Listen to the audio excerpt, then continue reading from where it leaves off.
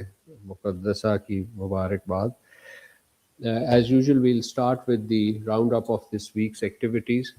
As we speak, the Prime Minister, His Excellency Mr. Mohammad Shahbaz Sharif, is in the United States. He's there at the invitation of the U.S. President Donald J. Trump in Washington, visiting Washington D.C. to attend the inaugural session of the Board of Peace being held today.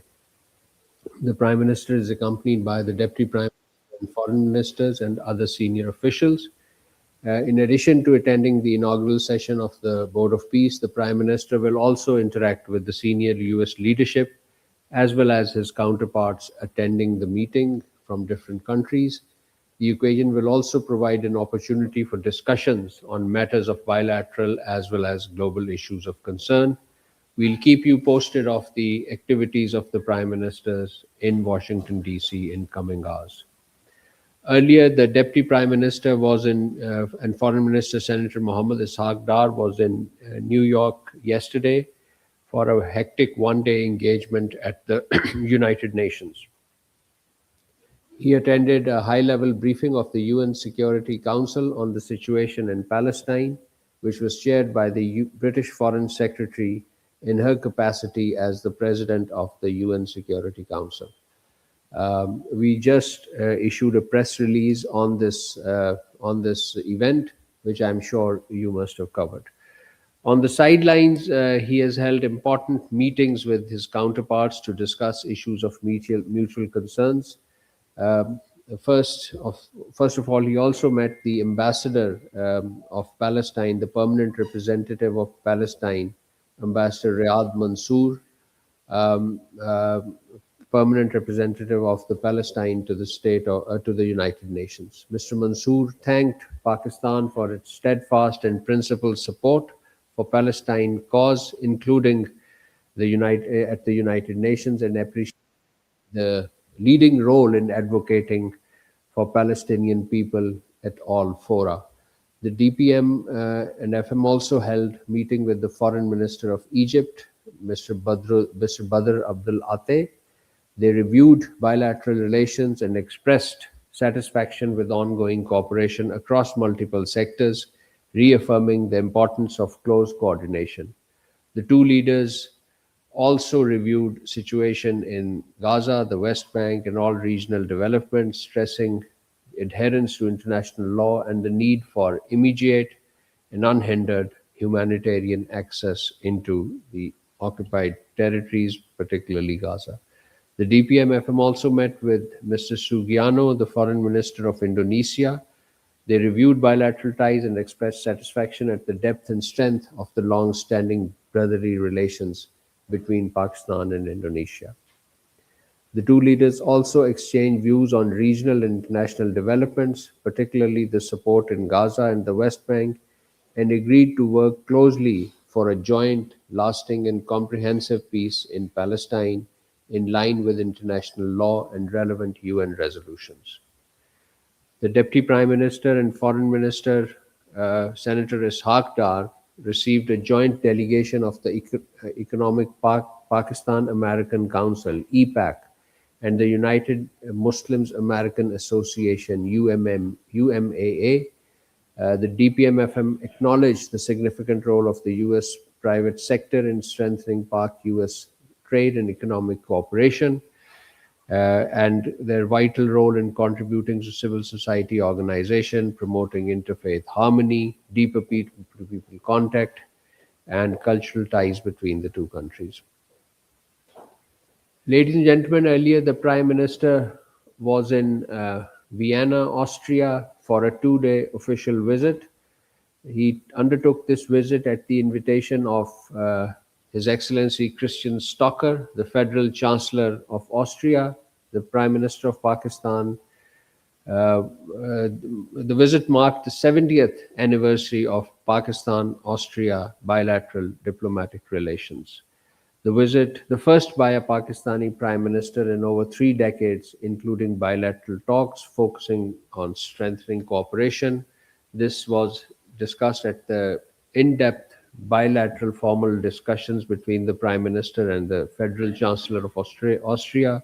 Both sides reaffirmed their commitment to expanding collaboration in trade, investment, tourism, education, healthcare, IT, human resource development, and the bilateral relations were grounded in shared support for multilateralism and international law. The Prime Minister also chaired the Pakistan Austria Business Forum organized by the Austrian Economic Chamber, the WKO. A joint statement issued by Austria and Pakistan on a joint statement was issued at the successful conclusion of the visit. I'm sure you must have covered the joint statement. Summarizing it, the statement basically reaffirmed commitment of the two leaderships to multilateralism, the UN system, and a rule-based global order while discussing global developments in cooperation in peace, security, sustainable development, and human rights. They highlighted the uh, potential to increase bilateral trade, investment, tourism, education, IT, healthcare, and human resource development, and agreed to finalize relevant MOUs.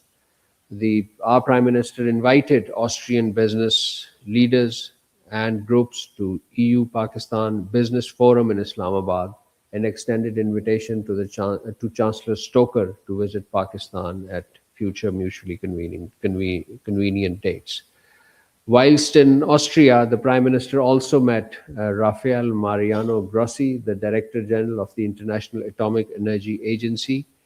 The Prime Minister, the two sides discussed the vital role of IAEA in advancing peaceful uses of nuclear technology and strengthening global nuclear safety and security.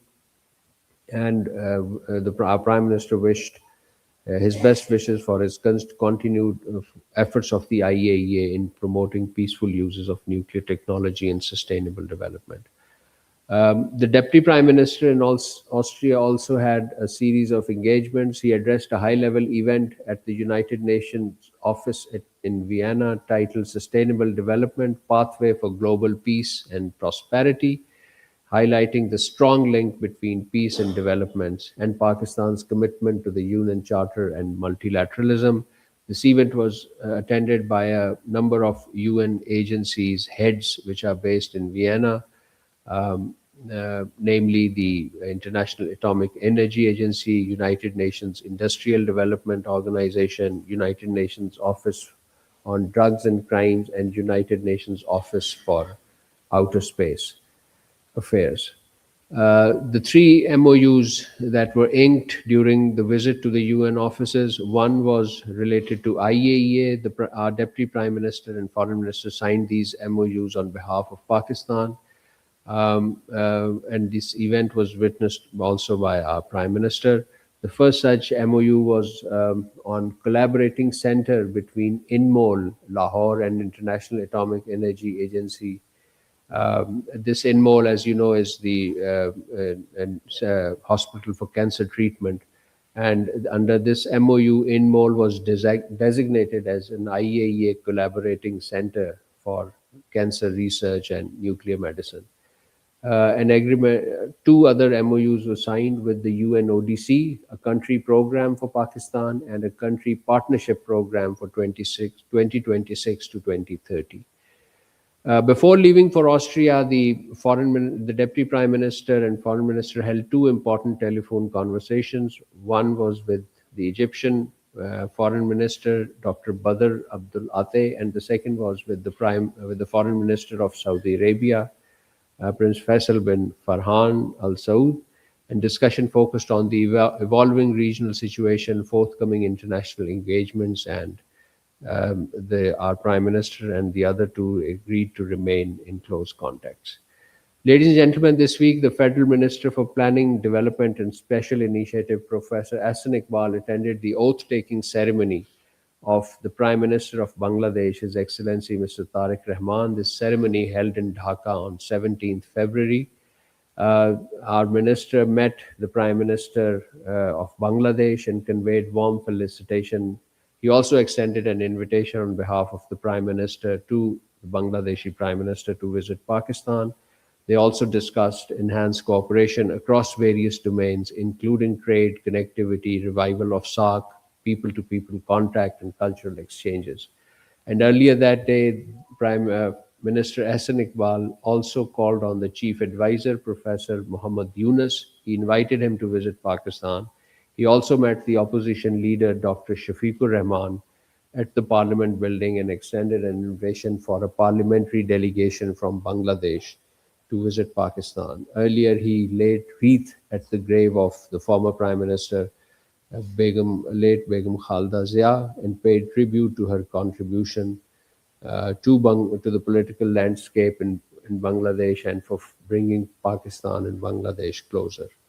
The minister also launched 40 publications of Allama Iqbal in Bangla language at the Pakistan High Commission. This event was attended by a number of Pakistani students in Bangladesh as well. Finally, ladies and gentlemen, a joint statement was issued this week by 8 Arab Islamic countries. Egypt, besides Pakistan, it included Egypt, Jordan, UAE, Indonesia, Turkey, Saudi Arabia, and Qatar, strongly condemning Israelis' decision to designate large areas of the occupied West Bank as state land and to expand settlement and related land registration. They described the move as an illegal escalation aimed at accelerating settlements and considering control over occupied territory. The minister stated that these actions violate international law, including Fourth Geneva Convention, the UN Security Council resolutions, particularly Resolution 2334, and the advisory opinion of the International Court of Justice. They reaffirmed full support to the Palestinian people for their right to self determination and for the establishment of an independent, viable state of Palestine with Al Quds al Sharif as its capital along the pre 1967 borders. So, this, ladies and gentlemen, concludes my opening statement. And now the floor is open for question answer.